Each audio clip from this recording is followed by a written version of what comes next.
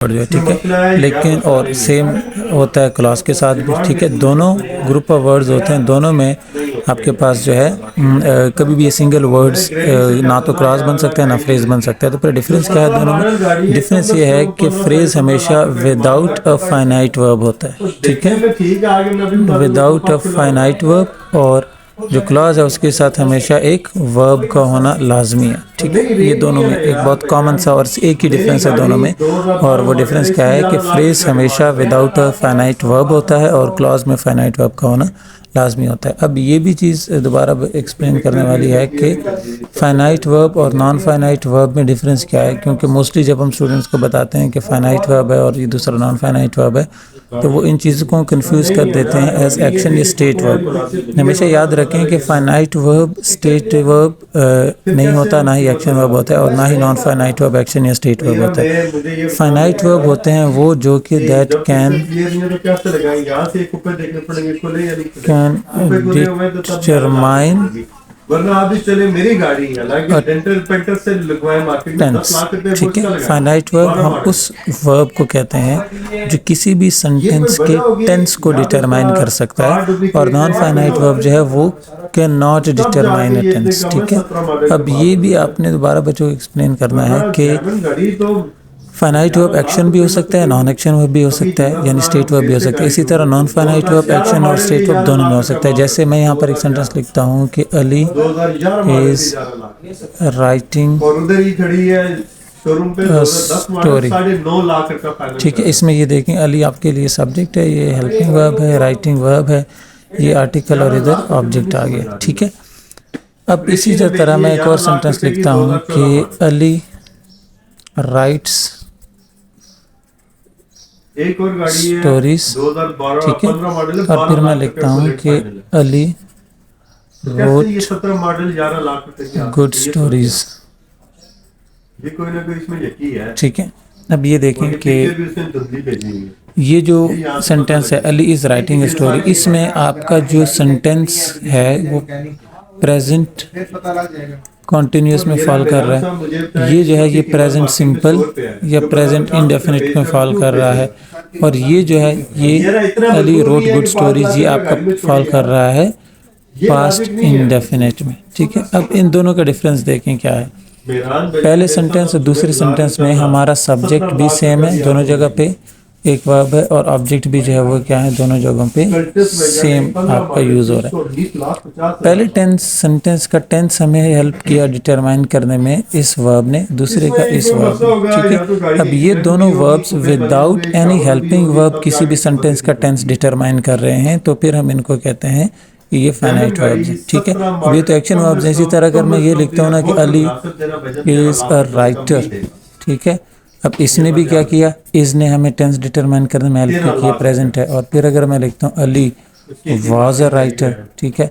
अब यहाँ पर आपको टेंस डिटरमाइन करने में हेल्प किसने की, वाज ने। ये दोनों स्टेट वर्ब्स हैं, लेकिन दोनों फिर भी टेंस को क्या करें, डिटरमाइन कर रहे हैं, ठीक है। इसी तरह ये जो वर्ब राइटिंग है या जो रिटन है, ये दोनों विदाउट अ हेल्पिंग वर्ब कभी भी सेंटेंस का टेंस डिटरमाइन नहीं कर सकते। कैसे नहीं कर सकते, यानी मैं अगर लिखता हूँ यहाँ पे कि ही, और इधर भी मैंने शब्द लिख दिया अ लेटर, और इधर भी मैंने लिख दिया अ लेटर। अब दोनों सेंटेंसेस में हमने हेल्पिंग वर्ब पुट नहीं किया तो आपका टेंस डिटरमाइन नहीं हो रहा है। यू नो कि ये कॉन्टीन्यूस है, ये परफेक्ट है, लेकिन फिर भी कौन सा कॉन्टीन्यूस और कौन सा परफेक्ट आपको नहीं पता। फिर आप अगर कहते हैं कि इसमें इज़ लगा दें, मैंने इज़ लगाया तो अब ये प्रेजेंट कॉन्टीन्यूस हो गया, मैंने वाज लगाया तो ये पास्ट कॉन्टीन्यूस हो गया। तो इन अदर वर्ड्स यहाँ पर आपका हेल्पिंग वर्ब जो है वो टेंस को डिटरमाइन कर रहा है, राइट। इधर भी सेम, अगर आप कहते हैं कि हैज़ लगा दें, मैंने हैज़ लगाया, आप कहते हैं हैड लगा दें, मैंने हैड लगाया, अगर आप कहते हैं विल हैव लगा दे, मैं वो लगाऊंगा, तो यहाँ पर भी जो टेंस है वो डिटरमाइन कर रहा है आपका हेल्पिंग वर्ब, ना कि आपका मेन वर्ब, ठीक है। तो आपने बच्चों को ये चीज़ एक्सप्लेन करनी है कि फ्रेज हमेशा कोई भी ऐसा ग्रुप ऑफ वर्ड होता है जो एक फाइनाइट वर्ब के बगैर सेंटेंस में आता है, और क्लॉज ऐसा वो ग्रुप ऑफ वर्ड होता है जो वर्ड्स होता है जो हमारे पास वर्ब कैरी करता है, ठीक है। फ्रेज में वर्ब का होना पॉसिबल नहीं है और क्लॉज में वर्ब का होना पॉसिबल है, ठीक है। अब देखें आगे के अगला आपका है नाउन फ्रेज, ठीक है। अगर नहीं एक्सपर्ट तो इतनी महंगी गाड़ी, अभी तुम 2 टायर वाली गाड़ी चलाओ। एक और चीज़ आपको ये भी पता होना चाहिए कि फ्रेज जो है ये हमेशा इनकम्प्लीट मीनिंग कन्वे करता है, ठीक है। और क्लॉज में भी, क्लॉज की एक टाइप है हमारे पास जिसको हम डिपेंडेंट क्लॉज बोलते हैं।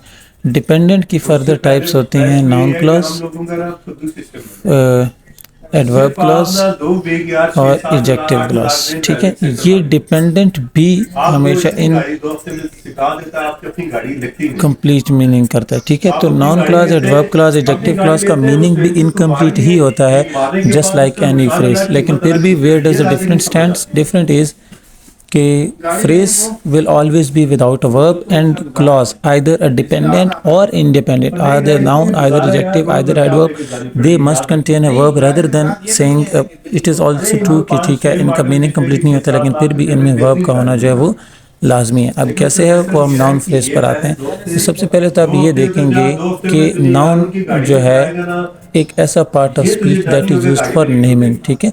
Part of speech used to name something, ठीक है। अब पार्ट ऑफ स्पीच की आपको डेफिनेशन पता है कि पार्ट्स ऑफ स्पीच हम लोग कहते हैं किस चीज़ को, किसी भी वन वर्ड को, one single word.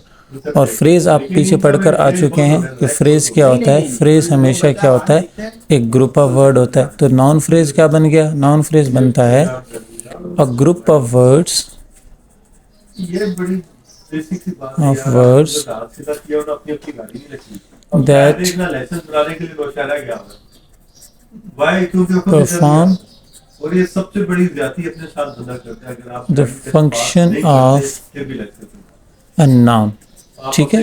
phrase is used to perform the function of any part of speech या any word. So when a phrase, a group of words without a clause, ठीक है, ये बहुत लाजमी है, आपने इस चीज़ को याद रखना है कि a group of words अगर विदाउट अ वर्ब होगा तो फिर वो बनेगा आपका फ्रेज, और अगर विद अ वर्ब होगा या हैविंग अ वर्ब होगा, वर्ब होगा तो फिर वो बनेगा क्लॉज, ठीक है। कैसे, अब हम इसको एग्जांपल के थ्रू एक्सप्लेन करते हैं विद अनदर एग्जांपल, ठीक है। अब मैं एग्जांपल देगा आपको लिख के देता हूँ, जैसे कि अच्छा, जैसे इस सेंटेंस में आप देखेंगे whoever wrote the letter needs grammar lesson. इसमें देखेंगे ये जो हमारे पास पार्ट ऑफ दिस सेंटेंस है whoever wrote, ठीक है। अगर इस पूरे वर्ड की जगह पर आप ये लिख दें कि he the one who wrote the grammar lesson, ठीक है, या who wrote the grammar lessons, कुछ भी जैसे भी आप वर्ड यूज़ करेंगे, ये पूरा का पूरा जो ग्रुप ऑफ वर्ड्स है ये एक्ट कर रहा है एज अ फ्रेज, ठीक है, एज अ नाउन, ये एज अ नाउन एक्ट कर रहा है, ठीक है। लेकिन इसमें आपके पास एक सब्जेक्ट भी है और एक वर्ब भी है, ठीक है। ये जो रोट वर्ब है ये और ये सब्जेक्ट, ये जब मिलते हैं तो ये बनाते हैं एक क्लॉज, ठीक है। लेकिन यहाँ पर ये जो क्लॉज है ये एक्ट कर रहा है हमारा एज अ नाउन, ठीक है। कैसे एज अ नाउन एक्ट कर रहा है, because this particular group of words containing a subject and verb tells us about the one who wrote the letter, ठीक है।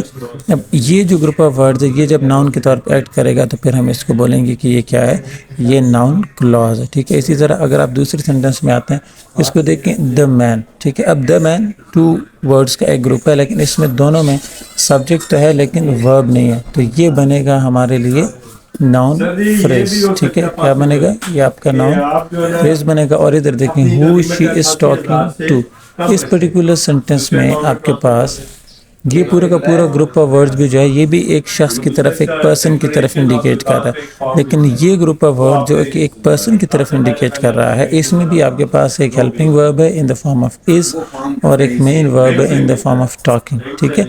तो ये एक containing a verb and this one without any verb, तो this will become a noun phrase and this will become a noun clause, ठीक है।